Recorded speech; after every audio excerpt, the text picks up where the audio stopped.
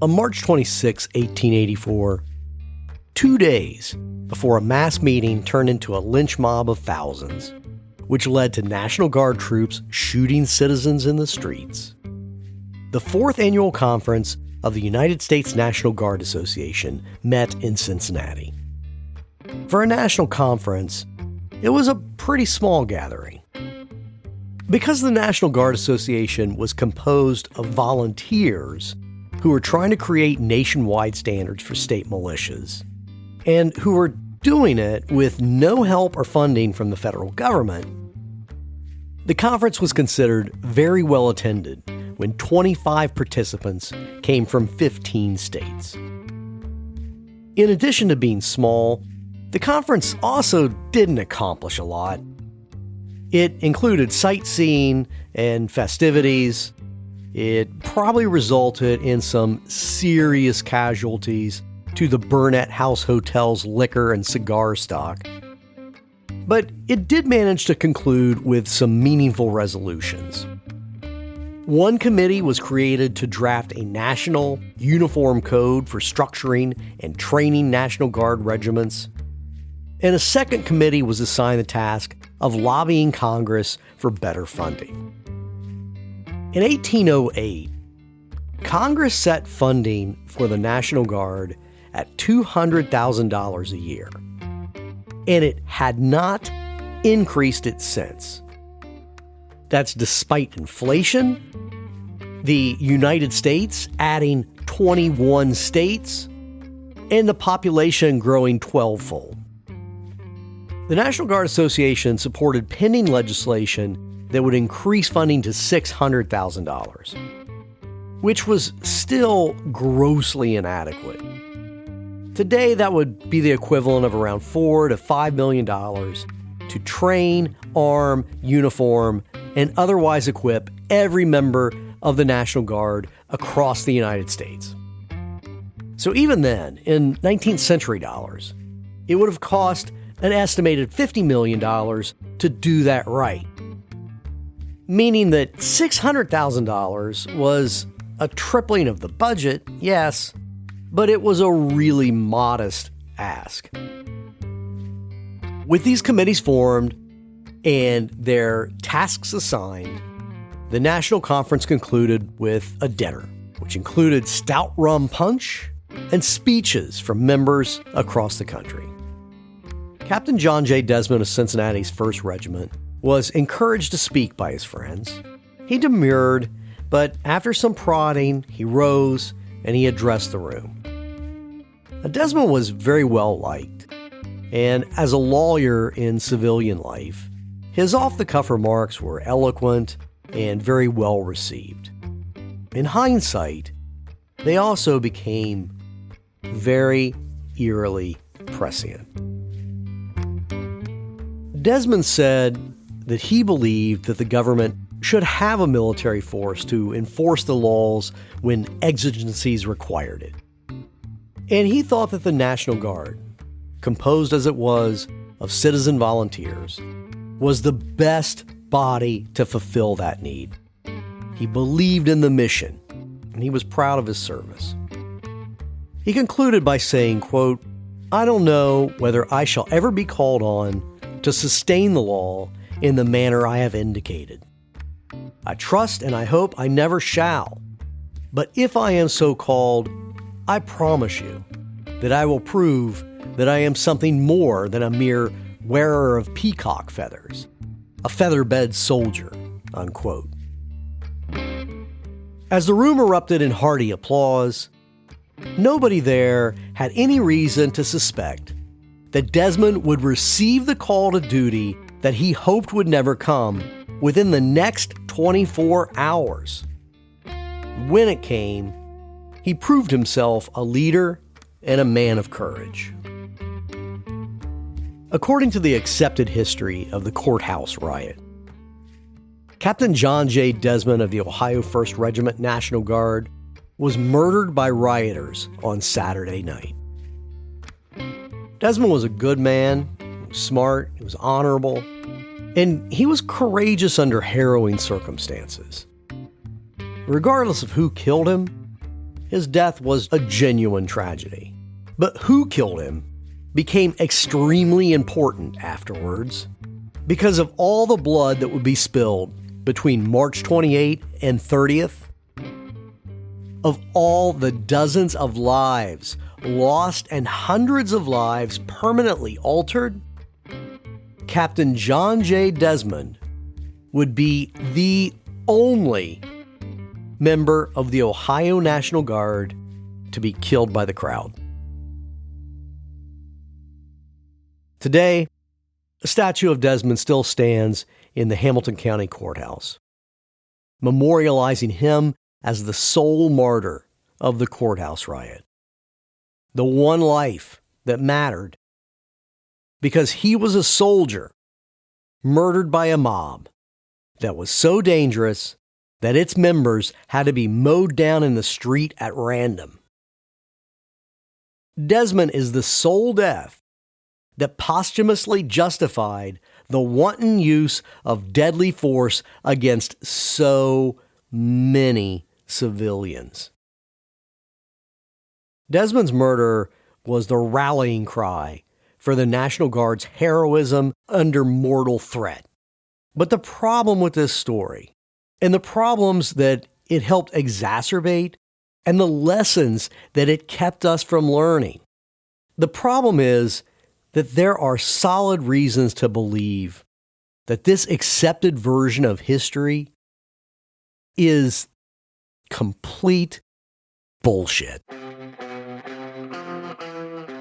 I'm Mike Morgan, a writer, attorney, historian, and Amy, I was once officially, truly, genuinely declared public enemy number one by Monroe Township, Ohio, before I even graduated from high school. And that is a separate story, something that I hope we will get to eventually. But I'm Amy Morgan. I am also an attorney. I enjoy history, but I'm really more of a true crime and politics junkie. And I'm helping tell the story because it involves all of those things. And this is Truth Deferred, Season 1, The National Guard Massacre. A true story about biased media, corruption, murder, a slaughter of unarmed civilians by National Guard troops, and the cover-up that followed. A cover-up which hid the truth so well that this is the first time it's being told.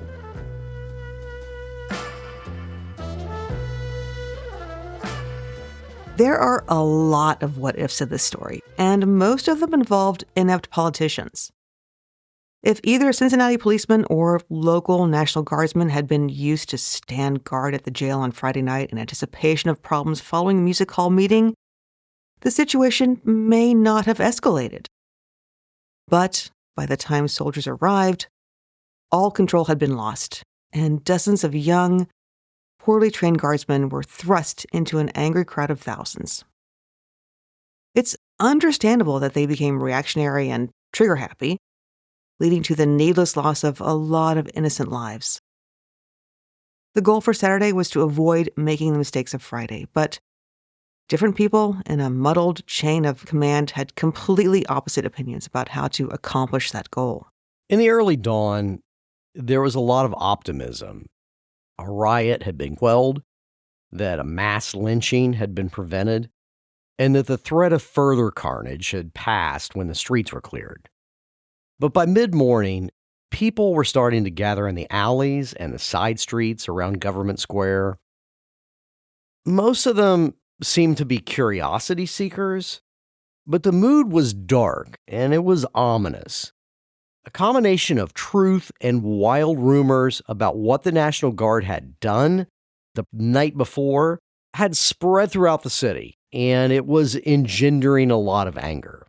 Much of the city thought that there were now two sets of murderers being harbored in the jail. The traditional criminals, who were now accompanied by the killers wearing National Guard uniforms. Which presented a dilemma. If Cincinnatians swelled into an angry mob of thousands again, but at least half of the anger was now directed at the National Guard, would more troops prevent further violence, or would it help ensure it? That was a hard question. How do you use the National Guard to quell a possible riot that, if it happens again, will have been largely caused by the National Guard? Do more troops prevent problems, or do they exacerbate them? 3 people needed to make this decision, and they should have made it together. They were Ohio Governor Hoadly, Cincinnati Mayor Stevens, and Hamilton County Sheriff Morton Hawkins. But that is definitely not what happened.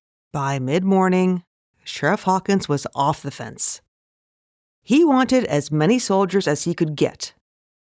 As both sheriff and commander of an unaffiliated militia regiment called the Veterans Guards, Hawkins called upon his own troops, ordering all of them to report to the jail by 7:30 that evening.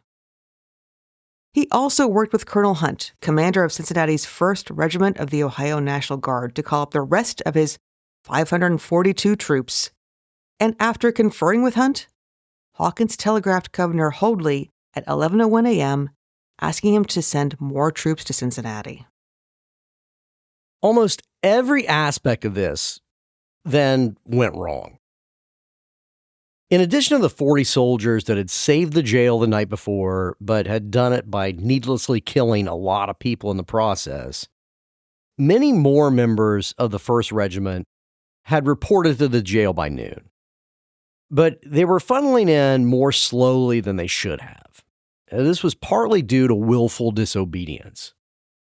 One company of Sheriff Hawkins' Veterans Guards Regiment sent him a message saying, quote, "This company have, by a unanimous vote, declined to assist in guarding the jail," unquote. And Colonel Hunt reported similar problems, saying that his troops were, quote, "being terrorized and influenced by the press and citizens generally," unquote. Only a half dozen members of the 1st Regiment blatantly refused to report for duty in the end. But the total number of troops that reported to the jail over the course of Saturday was a fraction of the number of the total roll call. Like many members of the community as a whole, some National Guardsmen objected to defending the jail because they supported the idea of a mass lynching. The next problem was Mayor Stevens. Ohio law made the mayor the commander-in-chief in times of civil unrest. But Mayor Stevens was sick. There was no doubt that Stevens had been seriously ill. He had canceled a planned trip to New Orleans and had been bedridden with bronchial pneumonia since March 20th. Now, Stevens was a 61-year-old businessman. He was a moderate Democrat who had been elected due to his common sense and general decency. But his complete absence from any decision-making has never been explained. And it frankly remains unexplainable. Telephones were still rare, but wealthy people had them. And Stevens was both affluent and the mayor of a major city. He also lived close to downtown, and he should have been easily reachable by telegraph or by courier. It is possible that the people around him shielded him from the news of Friday night and barred visitors or calls out of concern for his health, but for some unknown reason, no one seems to have consulted Mayor Stevens. Not Governor Hoadly, not Sheriff Hawkins, and Stevens doesn't appear to have attempted to get involved until Sunday. But arguably the biggest problem was Governor Hoadly's indecisiveness.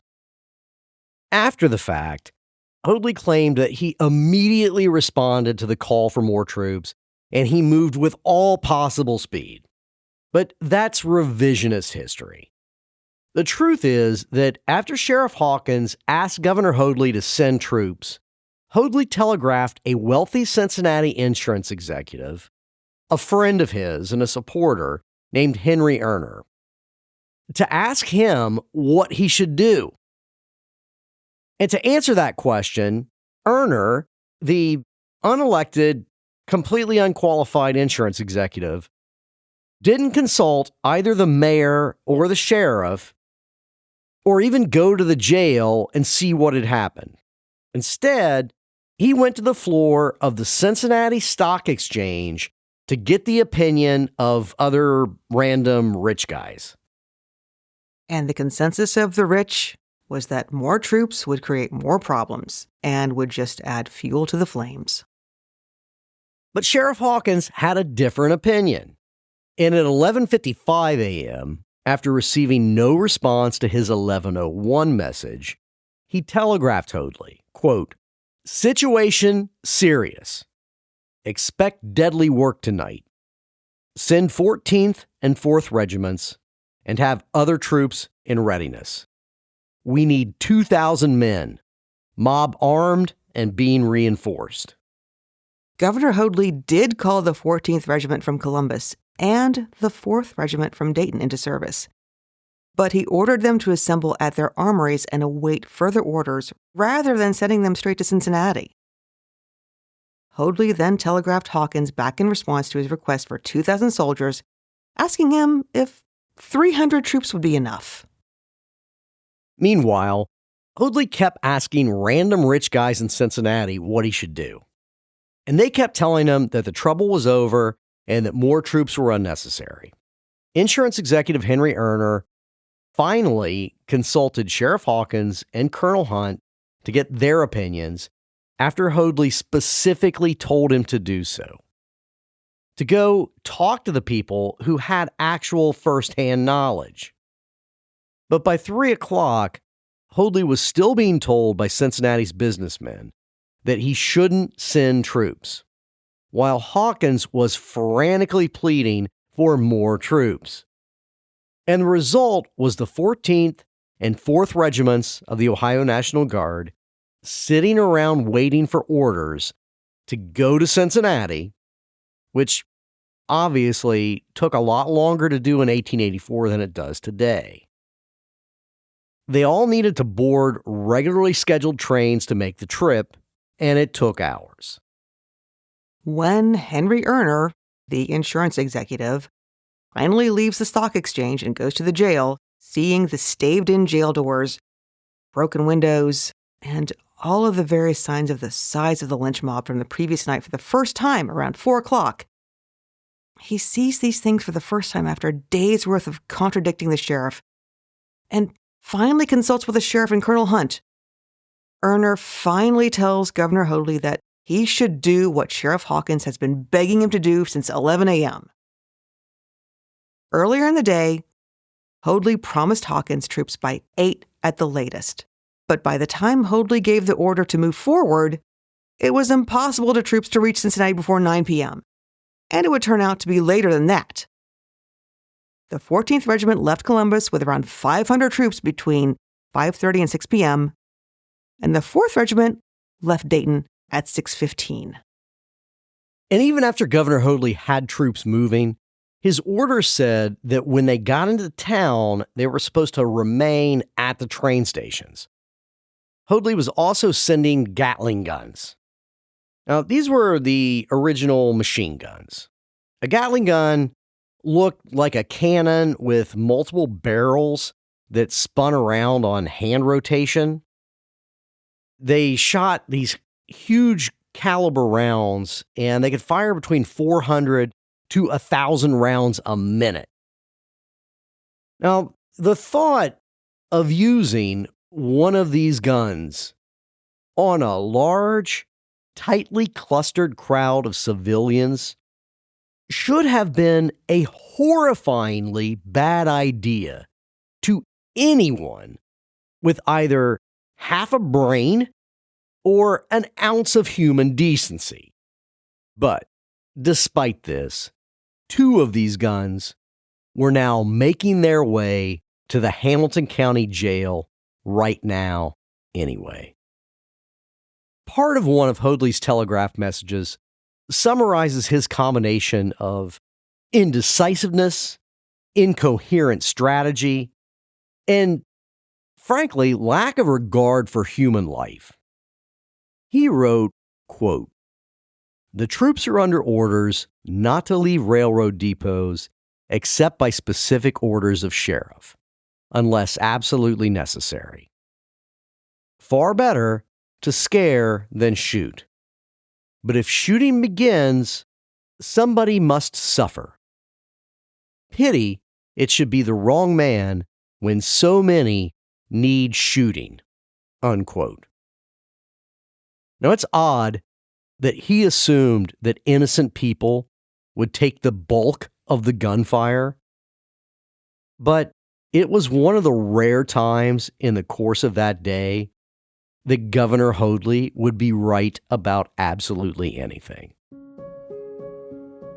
Hoadly spent his morning and afternoon frantically seeking advice from multiple sources.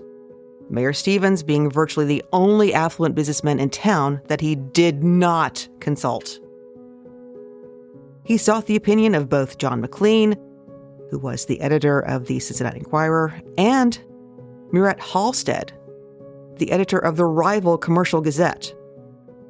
Of all the advice that he received throughout the day, Halstead's response stands out for being a rare, extremely balanced, and wise assessment of the situation. Halstead told the governor, quote, "There is great danger here. If an overwhelming military force were here now, it might keep peace. If it comes late, I fear harm. The military last night meant well, but were not well handled, and people were exasperated against them." This is why the delays by indecision were important and helped ensure catastrophe. Halstead was right. If soldiers had been positioned outside of the jail the previous night, before the crowd arrived, they could have prevented serious problems. In hindsight, it's easy to argue that using police rather than soldiers would have helped prevent disaster. And there's an equal case for using an overwhelming show of controlled military force in advance of disorder erupting in the streets. But people died the night before because volunteer soldiers were sent into the middle of a raging mob. This night, Saturday night, a failure of leadership and strategy ensured that some version of the same thing was about to happen again. Colonel Hunt of the 1st Regiment had some of his men erect 3 defensive barricades in the late afternoon, built of overturned wagons, stolen doors, barrels, and other scavenged wood. One was built on Sycamore Street, about a block north of the jail. Another blocked the Sycamore Street approach from the south. The Miami and Erie Canal separated the central business district from over the Rhine, the German neighborhood at the core of the Cincinnati's drinking problem. The 3rd barricade was built on the bridge over the canal on Main Street, which ran in front of the courthouse. This was to force people coming from over the Rhine to use a more distant route. It was not to protect the courthouse.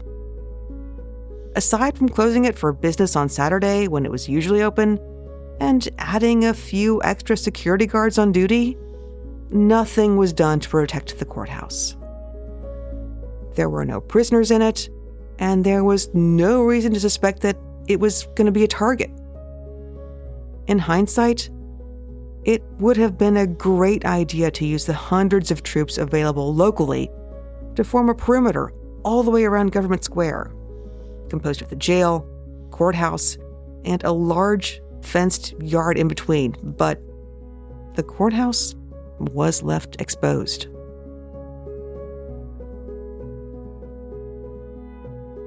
As the hours ticked past, the city filled with an angry, frenetic energy. A circular was distributed around town calling for vigilante groups to form. Any burner juror who hadn't fled the city or wasn't in hiding was in danger. Threats to lynch T.C. Campbell were rampant. One of the most persistent, ominous rumors said that a large, highly organized lynch mob was forming in Newport, Kentucky, immediately across the river, and that it would cross the river like an invading army to clear out the jail. This rumor was false, but it persisted, and it was part of a growing anxiety, leading to police on both sides of the river curbing pedestrian traffic across the bridges, and an entire city put on edge. Cincinnati policemen, armed with only clubs and revolvers, are ordered to form a front line that holds the crowds a distance from the barricades. If they are overrun, they are supposed to fall back and pass through the narrow entrances in the bulwarks. If this time comes, the roughly 60 militiamen stationed behind each barricade are expected to issue a warning to the crowd. And if they don't retreat, they're authorized to shoot to kill, ideally without hitting policemen. Cincinnatians do not want to attack their policemen. The city is revolting against a broken judicial system, and now they're outraged at the National Guard, both for murdering citizens and for stopping a mass lynching. Policemen are still respected, while citizens chant, "Kill, kill," at members of the 1st Regiment who are reporting for duty at the jail, throwing rocks at the soldiers while trying not to hit the cops. One of the stones thrown at soldiers goes wild, and it smashes out a window in the treasurer's office of the courthouse. The sound of breaking glass seems to be a trigger for parts of the crowd. And seeing that there is no response from inside the courthouse, more people start intentionally throwing rocks to smash out courthouse windows. This starts around 7:30 p.m. Sheriff Hawkins' Veterans Guard Regiment should have all reported to duty by now, and most of them have. So have members of the 1st Regiment. Hundreds of men are stationed at 3 barricades or the Gatling Gun, but most of them seem to be inside the jail. In addition to rocks, someone fires a shotgun at the courthouse, and the sound of gunfire puts all the guardsmen at the barricades in high alert. At roughly 8 p.m., men break into the treasurer's office on the 1st floor of the courthouse.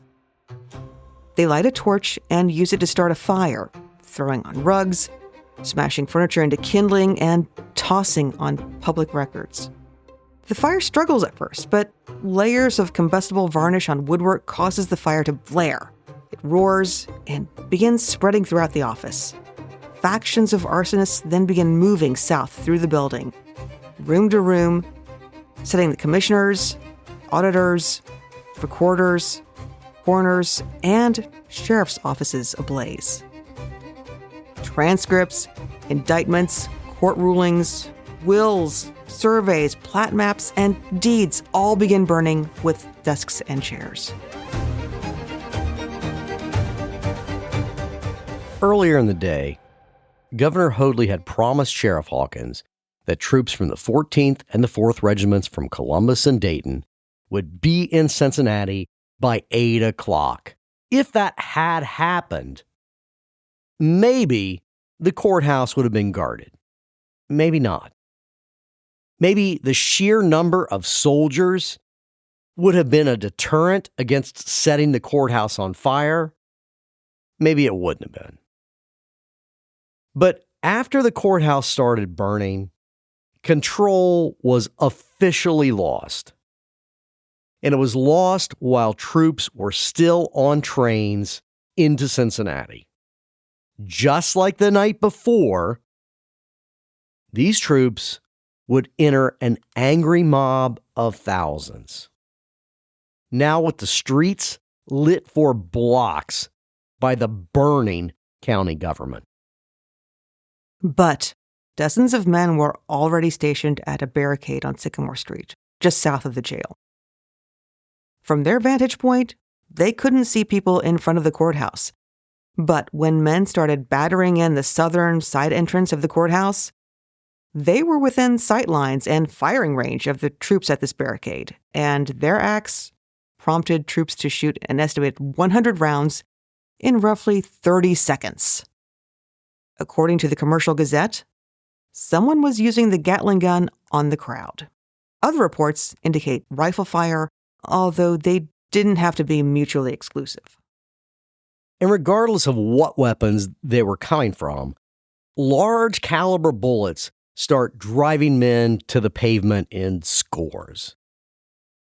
A smooth-faced young man crumples to the pavement from a fatal gunshot wound slightly above his heart. A heavy-set man with black, curly hair and a Napoleonic goatee and mustache is standing near Main Street when bullets pierce his hand and rip a horrific wound in his groin. Another young man, clearly a laborer by his clothes, is shot in the chest. A fourth man, who someone believes is named John Harris, has his cheek blown away and a gaping wound ripped through his neck. He is carried into Kinsback's drugstore, which is becoming a triage center. Inside Kinsback's, he dies on the floor. An army of Cincinnati policemen are gathered on 8th Street, just a couple of blocks south. But it's unclear what they can do. The combination of the courthouse arson and the firing on the crowd turns everything into unmanageable chaos somewhere between 8:20 and 9 o'clock p.m. At around 9:30, the Ohio National Guard 4th Regiment from Dayton arrives at a Cincinnati train depot. A deputy sheriff in plain clothes is sent to meet Commanding Officer Colonel Mott and his men. The deputy tells them to follow him to 9th and Walnut, less than 3 blocks from the courthouse. This is where the streets turn into a sea of thousands of people. Most just curious, but some intent on violence against the National Guard. Colonel Mott's men are ordered to affix bayonets to their rifles, but to leave them unloaded and press their way through the crowd for 3 blocks, get to the courthouse, and establish a perimeter around the courthouse. The 4th contains about 400 men, but this is still a poorly planned suicidal mission. Colonel Mott doesn't trust the judgment of the deputy, and he believes that there has to be a better plan than this. So he refuses to move his troops until Sheriff Hawkins meets with him personally. So Hawkins leaves the jail, but he's too intimidated to walk several blocks through the crowd in his uniform. So he sends the deputy back with the exact same information, telling Mott that there's no safer route and that he should move forward. By the time the deputy returns, Mott's men have been standing in a hostile crowd, surrounded by people who are mocking and threatening them. And that became too much for a lot of them. I mean, these are young, untrained volunteers, poorly trained volunteers at least. So the 4th Regiment has started to disappear into saloons. Some of the men who brought a change of clothes have taken off their uniforms. Many of them have returned to the train station, which was where they were originally supposed to await clear orders. But by the time Hawkins' deputy returns to them, a lot of the troops have either vanished into the city or they've boarded a train back to Dayton. A lot of men from the 4th succumbed to fear that evening.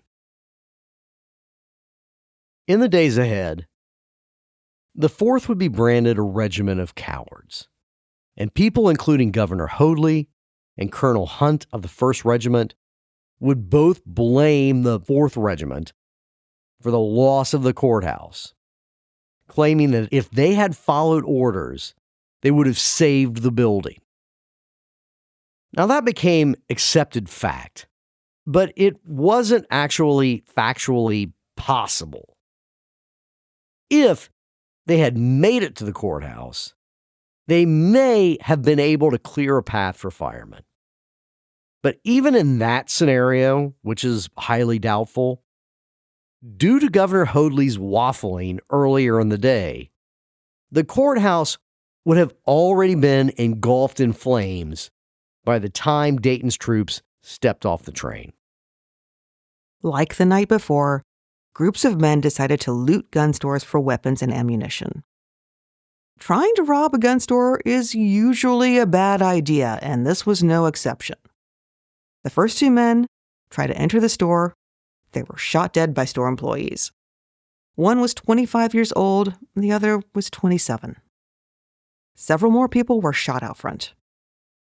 There was a back-and-forth battle between store owners and their employees and the crowd through the night, but the store was held secure, and it did not become a source of weapons or ammunition for the crowd. We opened this episode talking about Captain John J. Desmond of the 1st Regiment. Desmond was sent with another guardsman and 2 Cincinnati police officers to rush through the underground tunnel that connected the jail to the courthouse. Then, help firemen reach the courthouse to put out the fire. Sending just 4 men on this mission was insanity, and it's unclear why anybody thought that was a good plan. And ultimately, it got Desmond killed. But how it got him killed, at least in my humble opinion, how it got him killed is still up for debate. While the second guardsman in this group was in a crouched position, loading his rifle, he was shot in the shoulder. The bullet traveled at a downward trajectory through his body to exit near the base of his spine. It was a terrible wound, but that guardsman would survive, unlike Desmond. Desmond was standing next to him when a large caliber bullet blew off part of his skull, killing him instantly. There are at least 2 versions of where Desmond was standing when he was shot. According to the 1st Regiment's official report, he was standing in a courthouse doorway when he was shot by an unidentified member of the crowd. This contradicts initial eyewitness testimony that said Desmond was out of the building and standing on Main Street when he was shot.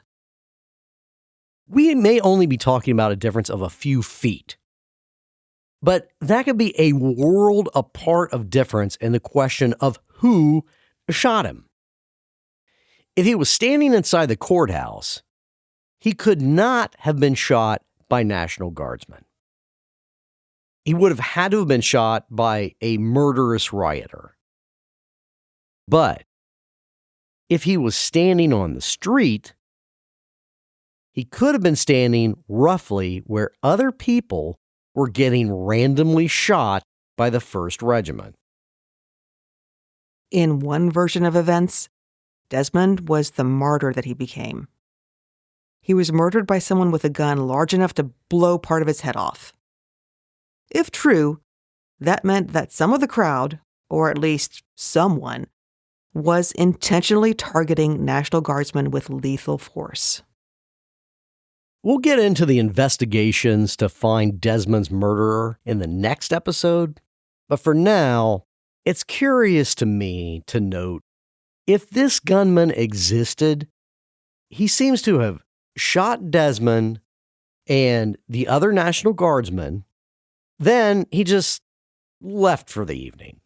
But the alternative to the mystery gunman is that Desmond was not the one guardsman murdered by the savage mob. He was, in fact, just one of a long list of people who were murdered by the National Guard during random gunfire into crowds. By around 10 o'clock, the courthouse is completely engulfed in flames. It was constructed mostly of masonry and iron and considered generally fireproof, but its interior woodwork furniture, carpeting, and over centuries' worth of public records are highly flammable. Cincinnati's law library is considered the most complete collection of legal text in the entire country, containing over 20,000 volumes, including ancient books from Europe tracing to the origins of the Western legal system. It all turns into ash as the flames reach stories high and light up the night sky for blocks. It's an amazing spectacle, and thousands of people are drawn to see the fire. Johnny Schmidt is one of them. Now, he's a typical 14-year-old boy, rambunctious, and he's going crazy in his family's small over-the-Rhine apartment because he's being held back from going to watch a once-in-a-lifetime fire.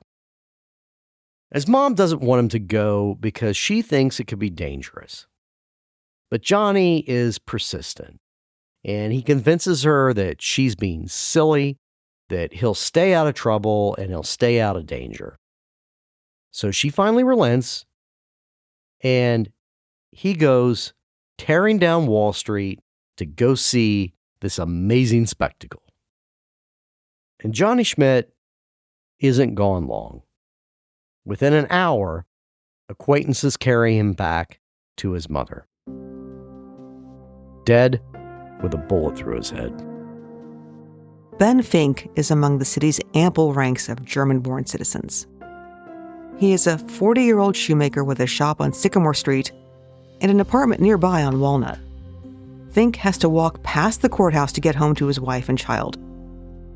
And after closing for the night, he cannot resist pausing to watch the fire. Fink tries to keep a safe distance from the turmoil, but as he stands on the fray of the crowd with his hands stuffed into his jacket pockets, a soldier's bullet passes through his hand and into his abdomen at around 10 p.m. He's carried to a nearby saloon, where he dies. Henry Powers, 23, a horseshoer for a living. He's walking up Main Street towards the blazing courthouse. But he is still over a block away from it when he is shot through both legs below the knee. He's taken to the city hospital where, unlike many other people that night, Powers keeps his limbs. But after weeks in the hospital, his prognosis quickly, unexpectedly turns dim. His legs, as it turns out, should have been amputated. An infection develops in one of the wounds, then it races through his bloodstream. Because Henry Powers doesn't die until April 25th, he winds up not being counted among the riot's official casualties. As two sex workers saunter up an eerily deserted Sycamore Street, policemen plastered against the walls of buildings at the intersection of 8th hail them over. The women resist at first, leery of police, and insistent on their right to go watch the fire, but the cops are persuasive. Drawing the ladies' attention to 4 corpses that have been dragged out in the middle of the street helps illustrate their point. The officers are stationed at this intersection to prevent people from walking past an arbitrary line in the sand that these women have come perilously close to crossing. The troops shout a warning to anyone who wanders within a block of the jail and shoot at anyone who proceeds. The 4 dead men in the street ignored that warning. Even the cops have to keep themselves out of the line of fire. Drunks are the biggest problem. Indignant men stumble past, loudly slurring insults, and are executed for it. While the troops behind the Sycamore Street barricade are at least shouting warnings, the ones on Main Street are not. William Buck, who is a veteran soldier himself, is trying to take cover behind a telephone pole at 8th and Main Street when a rifle cartridge rips through both of his thighs. He's pulled off the field of slaughter and he's taken to City Hospital. Although he's 60 years old, Buck is tenacious. And despite the ghastly nature of his wounds in his legs, he keeps insisting that he'll be fine, and he repeatedly tries to leave the hospital. He's led back to his bed each time because he's not in a condition to leave. His wounds are actually much more severe than he admits. And despite his heroic stubbornness to live, Mr. Buck doesn't make it out of the hospital until his lifeless body is carried out on April 7th. Like others we have discussed, because he dies over a week after being shot, he will not even be counted on the official list of victims. James Green, a 20-year-old streetcar conductor, is enjoying an evening out with a friend, Ben Herzog. The young men go to a barber shop to get their hair cut. Then Green decides to buy a new hat. He and Herzog are just walking past the melee around the jail when a bullet tears into his chest, grazing his lung. Doctors helping the wounded at Keyshawn's drugstore give him immediate medical attention. And James Green miraculously survives, becoming one of the hundreds of seriously wounded. Around 10:30, the 14th Regiment from Columbus, the one that was supposed to arrive by 8 o'clock, steps onto a Cincinnati train platform. Unlike the 4th Regiment, they are met by Quartermaster General Michael Ryan of Governor Hoadly's staff, as well as a sheriff's deputy who is carrying clear, explicit written instructions from Sheriff Hawkins. Troops, who number roughly 425, load their weapons, affix their bayonets, and they begin stoically walking several blocks to the jail. They are cursed and they are jeered at, and a few people throw rocks, but there are no apparent attempts to shoot at any of them. On Main Street, in front of the burning courthouse, the soldiers form a line and use their bayonets to start herding the crowd away from the building and down the street. For a while, this is methodical and bloodless. The troops maintain their composure, and most of the crowd are just curious bystanders. But then something changes. Members of the crowd get unruly, and troops start opening fire on the crowd, immediately killing 5 men and wounding dozens more. Official reports will later claim great restraint by the guardsmen and specific targeting of dangerous individuals, but all eyewitness accounts refute this, including people who continue to be moving targets for soldiers as they try to run away. The 14th Regiment also brought an additional Gatling gun, and they positioned it on Main Street, aiming it towards thousands of people on Court Street. By 1 a.m., the soldiers have successfully cleared the streets around the courthouse and jail. They've done it with a high cost of human lives. Before the wounded could be taken to the hospital, they have to be drug off the field of battle into a safe space. Saloons and drugstores are turned into emergency triage centers. Ferdinand Kinsbach's drugstore on the corner of Court and Walnut, just a couple blocks west of the courthouse, becomes the most dangerous place to treat the wounded. Minutes after the troops fire their first volley of the evening into the crowd, 4 wounded men are carried into the store. Doctors are summoned, and a long, busy night kicks into gear. Within 15 minutes, 7 more people are helped or carried, bleeding over the threshold. Doctors become the only real, unequivocal heroes of the evening, working desperately at Kinsbach's from the time the first victims arrived until after 3 a.m. They treat 49 wounded in the course of the evening, watching 15 of them die despite their efforts. Another 15 will lose at least 1 limb to amputation.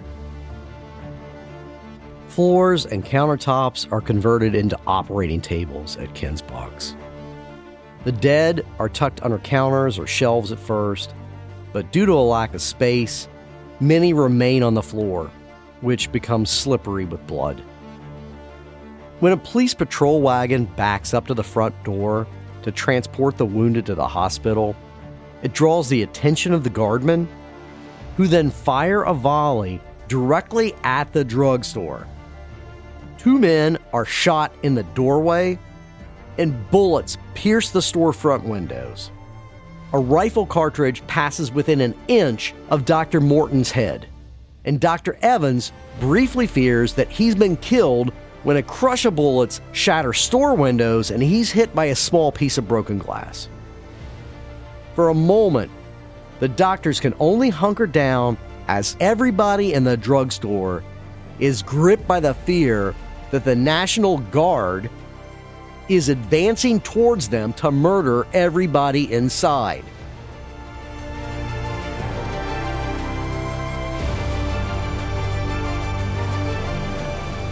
In Columbus, Governor Hoadly hears about the burning courthouse, the problem with the 4th Regiment, and all of the killing.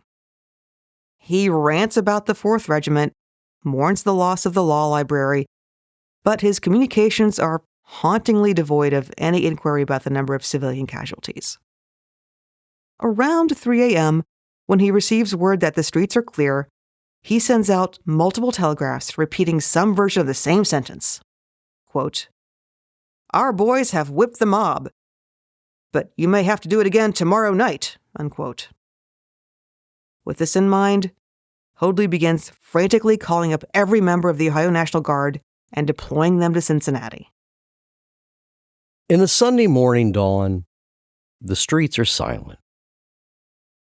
The city hospital receives 42 more wounded men between late Saturday and the pre-dawn hours of Sunday. 2 of these die in the hallway before they can receive treatment. Dozens of people face amputations and excruciating pain. After being completely missing in action for the last 2 days, Mayor Stevens shows up for work on Sunday morning. He seems to function very well for a man who was too sick to be of any use when the city was being torn apart. Working with General Finley, the Adjutant General and highest-ranking member of the Ohio National Guard, who also took an unnecessarily long time showing up for duty, the mayor and the general turned City Hall into a military command center and began bivouacking hundreds of troops on the City Hall lawn. Everyone inside the jail is tense and exhausted. From soldiers to prisoners, who still know that the city is full of people who want to break down the doors and hang them from the nearest lamppost. Outside, more barricades are being erected with overturned wagons and barrels, including in front of the courthouse. Roughly a block from the barricades, Cincinnati police establish a second perimeter, holding back growing crowds without barricades. Decades before body armor for police, they are only protected by their billy clubs and their sidearms. And this somehow works for the most part, although it isn't a solid, consistent wall of men. And a drunk guy slips past the police on Court Street, and he starts walking purposely towards the National Guard barricade in the front of the courthouse, raising a revolver as he does so. Now, a line of soldiers respond to this by pointing their rifles at the man with the gun, but by extension, also the crowd of curiosity seekers behind him. The crowd gets terrified and begins to run in all directions away from the line of fire. Over 1,000 men, women, and children start fleeing in panic.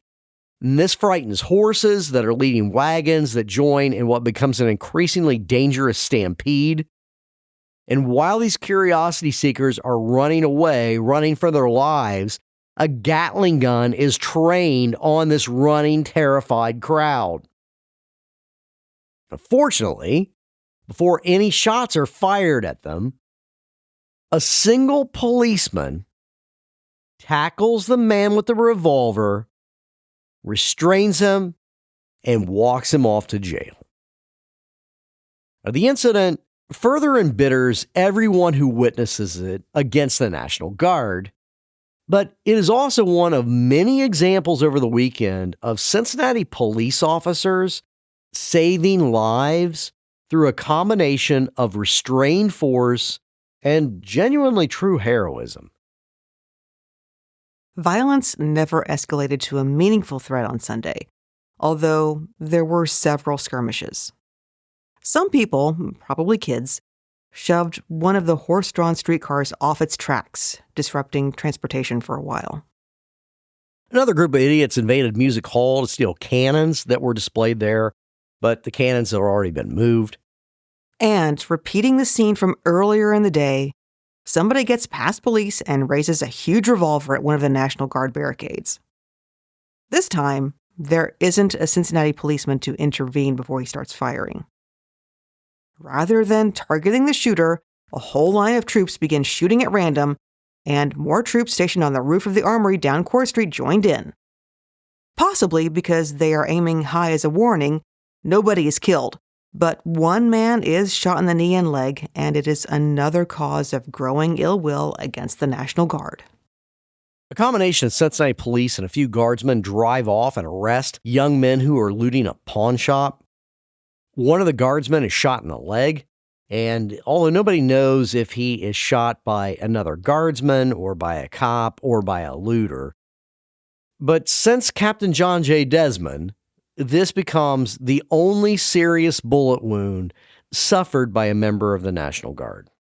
The first deadly encounter on Sunday happened around 2 p.m. at the barricade on the Main Street Canal Bridge.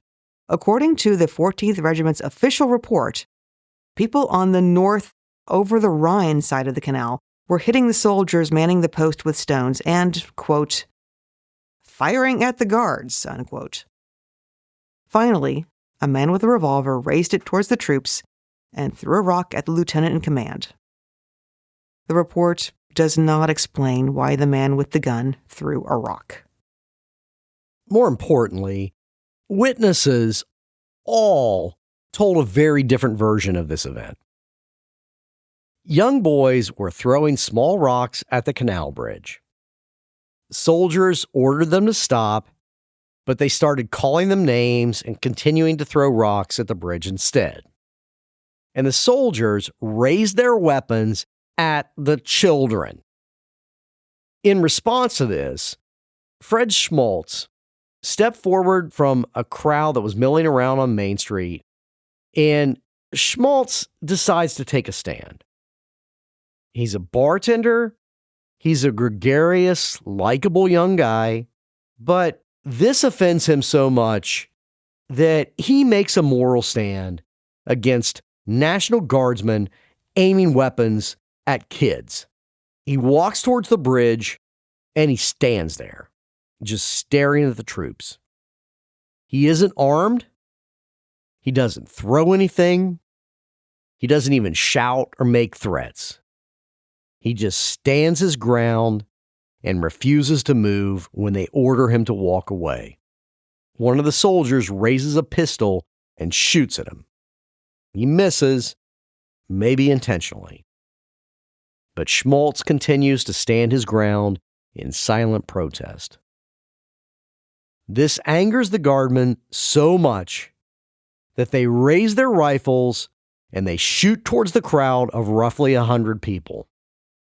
Once again, they probably shot high because they didn't hit anybody in the crowd, with the exception of aiming directly for Schmaltz.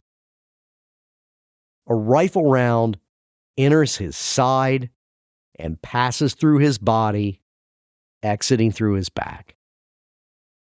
People rush to him and they call for a doctor, but there's nothing that can be done.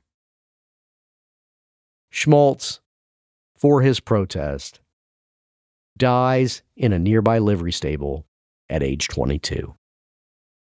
Mayor Stevens, whose political appeal was being a competent businessman, demonstrated a similarly bureaucratic approach to leadership as Governor Hoadly.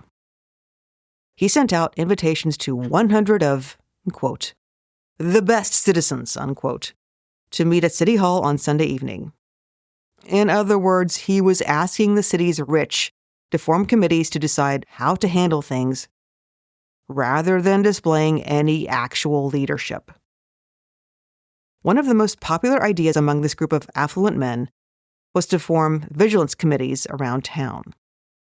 Apparently, the irony of rich guys creating vigilante groups to address the problems created by a bunch of rich guys giving birth to a vigilante mob 2 nights earlier was lost on this 100 of Cincinnati's best citizens.